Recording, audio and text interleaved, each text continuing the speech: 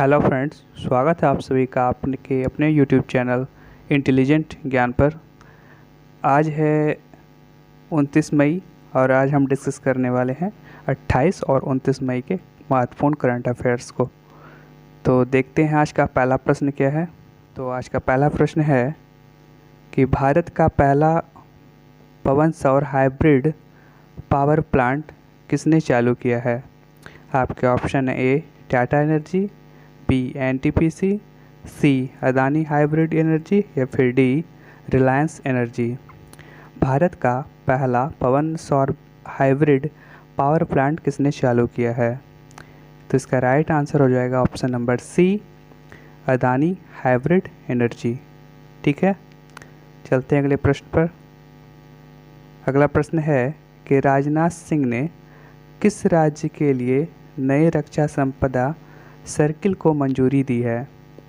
आपके ऑप्शन है ए उत्तराखंड, बी मध्य प्रदेश, सी उत्तर प्रदेश या फिर डी तमिलनाडु। राजनाथ सिंह ने किस राज्य के लिए नए रक्षा संपदा सर्किल को मंजूरी दी है। तो इसका राइट आंसर हो जाएगा ऑप्शन नंबर ए उत्तराखंड। तो केंद्रीय रक्षा मंत्री राजनाथ सिंह ने विशेष रूप से उत्तराखंड के लिए एक नए रक्षा संपदा सर्किल बनाने के प्रस्ताव को मंजूरी दे दी है। ठीक है, रक्षा मंत्रालय देहरादून के रक्षा संपदा का एक स्वतंत्र कार्यालय और रानीखेत में एक उप कार्यालय स्थापित करेगा। ठीक है, चलते हैं अगले प्रश्न पर। अगला प्रश्न है कि आईबीए की एथलीट समिति के अध्यक्ष के रूप में किसे चुना गया है। आपके option A Mary Kom, B Lovlina Borgohain, C Mirabai Chanu या फिर डी निखत जरीन। आईबीए की एथलीट समिति के अध्यक्ष के रूप में किसे चुना गया है। तो इसका राइट आंसर हो जाएगा option number B Lovlina Borgohain ने। तो आईबी की एथलीट समिति के अध्यक्ष के रूप में लवलीना बोर्गोहेन को चुना गया है। ठीक है, तो टोक्यो की कांस्य पदक विजेता लवलीना बोर्गोहेन को आईबीए की एथलीट समिति के अध्यक्ष के रूप में चुना गया है। ठीक है, चलते अगले प्रश्न पर। अगला प्रश्न है कि भारत बांग्लादेश के बीच इनमें से कौन सी ट्रेन 1 जून 2022 से शुरू होगी। आपके ऑप्शन है ए मिताली राज, बी मैत्री एक्सप्रेस, मिताली एक्सप्रेस, बी मैत्री एक्सप्रेस, सी विवेक एक्सप्रेस या फिर ऑप्शन नंबर डी समझौता एक्सप्रेस। भारत बांग्लादेश के बीच इनमें से कौन सी ट्रेन 1 जून 2022 से शुरू होगी। तो इसका राइट आंसर हो जाएगा option number A Mitali express. तो भारत और बांग्लादेश तीसरी यात्री ट्रेन 1 जून 2022 को शुरू करेंगे। यह ट्रेन पश्चिम बंगाल के जलपाईगुड़ी और बांग्लादेश के ढाका के बीच चलेगी और यह सप्ताह में 2 दिन चलेगी, रविवार और बुधवार को। ठीक है, चलते अगले प्रश्न पर। अगला प्रश्न है कि 10 साल की रिदम ममानिया ने एवरेस्ट बेस कैंप पर चढ़कर रिकॉर्ड बनाया है। यह किस ऊंचाई पर स्थित है। आपके ऑप्शन है ए 5465 मीटर, बी 5098 मीटर, सी 5735 मीटर या फिर ऑप्शन नंबर डी 5364 मीटर। 10 साल की रिदम ममानिया ने एवरेस्ट बेस कैंप पर चढ़कर रिकॉर्ड बनाया है। यह किस ऊंचाई पर स्थित है। तो इसका राइट आंसर हो जाएगा ऑप्शन नंबर डी 5364 मीटर। ठीक है, तो ये 5364 मीटर ऊंचाई पर स्थित है। ठीक है। तो मुंबई के 10 वर्षीय राष्ट्रीय स्तर के कलात्मक स्केटर रितम ममानिया ने एवरेस्ट बेस कैंप पर चढ़कर रिकॉर्ड बनाया है। ठीक है, चलते अगले प्रश्न पर। अगला प्रश्न है कि 28 मई 2022 को स्वतंत्रता सेनानी वीर सावरकर की कौन सी जयंती मनाई गई? आपके ऑप्शन है ए 140वीं जयंती, बी 139वीं जयंती, सी 135वीं जयंती या फिर डी 138वीं जयंती। 28 मई 2022 को स्वतंत्रता सेनानी वीर सावरकर की कौन सी जयंती मनाई गई? तो इसका राइट आंसर हो जाएगा ऑप्शन नंबर बी 139वीं जयंती। ठीक है, तो वीर सावरकर की 139वीं जयंती 28 मई 2022 को मनाई गई। ठीक है, चलते अगले प्रश्न पर, देखते अगला प्रश्न क्या है। अगला प्रश्न है कि फ्रेंच रिवेरा फिल्म फेस्टिवल में किस बॉलीवुड अभिनेता को एक्सीलेंस इन सिनेमा अवार्ड मिला है? आपके ऑप्शन है A Nawazuddin Siddiqui, B Rajkummar Rao, C Ranveer Singh या फिर D Varun Dhawan. French Riviera film festival में किस बॉलीवुड अभिनेता को एक्सीलेंस इन सिनेमा अवार्ड मिला है? तो इसका राइट आंसर हो जाएगा ऑप्शन नंबर ए नवाजुद्दीन सिद्दीकी। तो नवाजुद्दीन सिद्दीकी को फ्रेंच रिवेरा फिल्म फेस्टिवल में एक्सीलेंस इन सिनेमा अवार्ड से अवार्ड मिला है। ठीक है, देखते हैं अगला प्रश्न।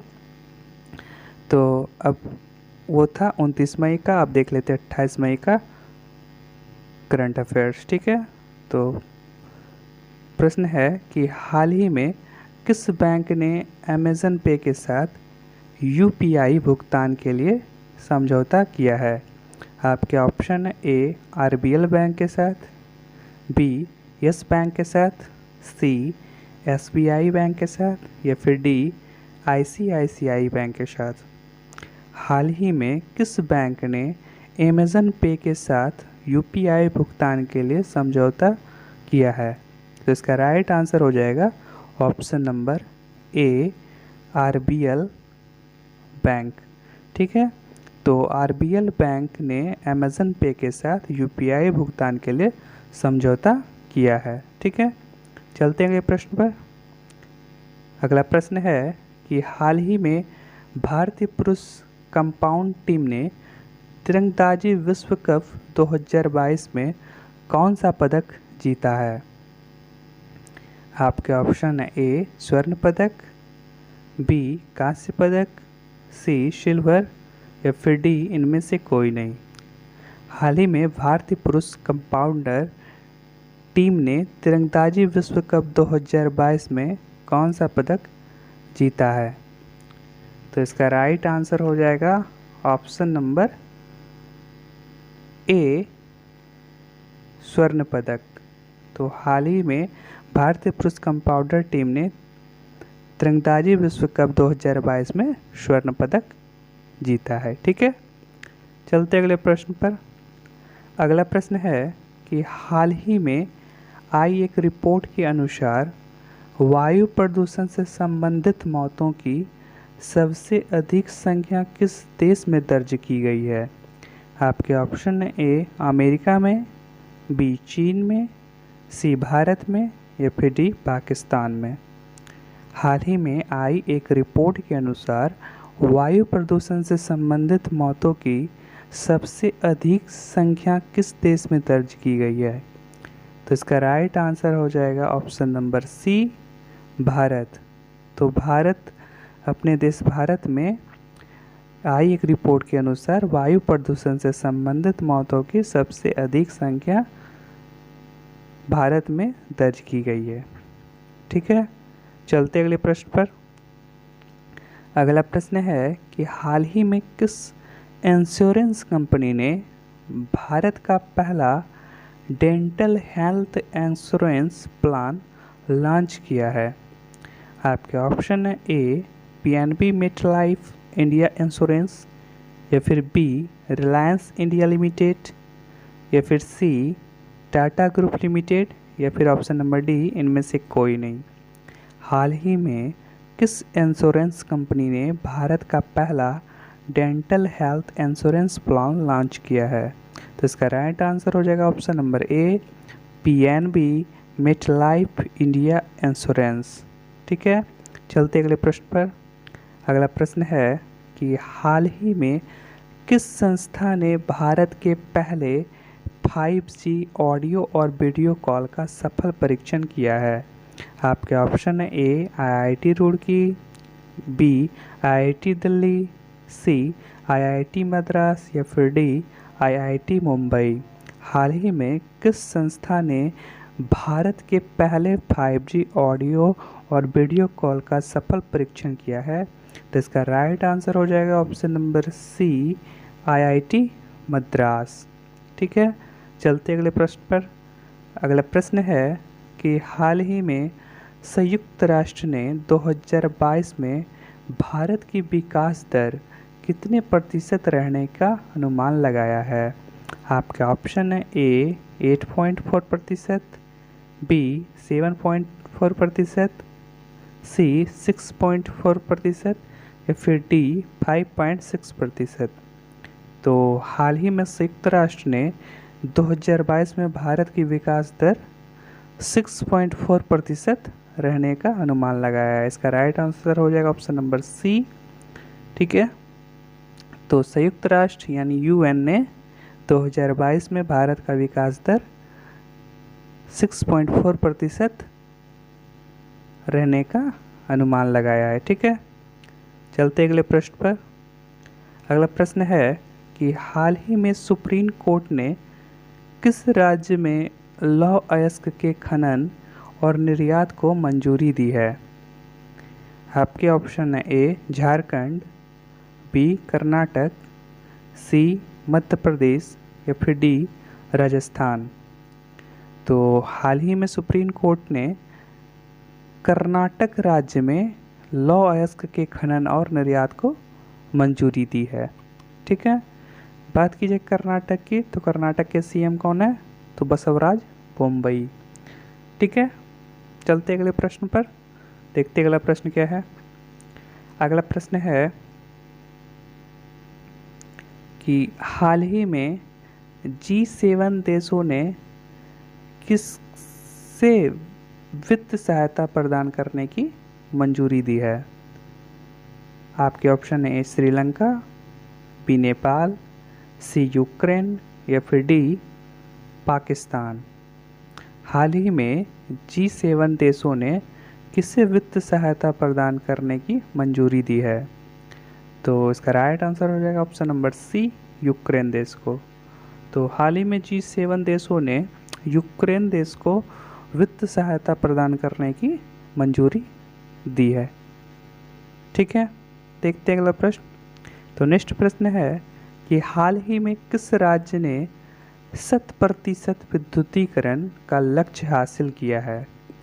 आपके option A Himachal Pradesh, B Uttar Pradesh, C Goa, या फिर डी उत्तराखंड। तो हाल ही में किस राज्य ने 100% यानी कि 100% विद्युतीकरण का लक्ष्य हासिल कर लिया है? तो इसका राइट आंसर हो जाएगा ऑप्शन नंबर सी गोवा।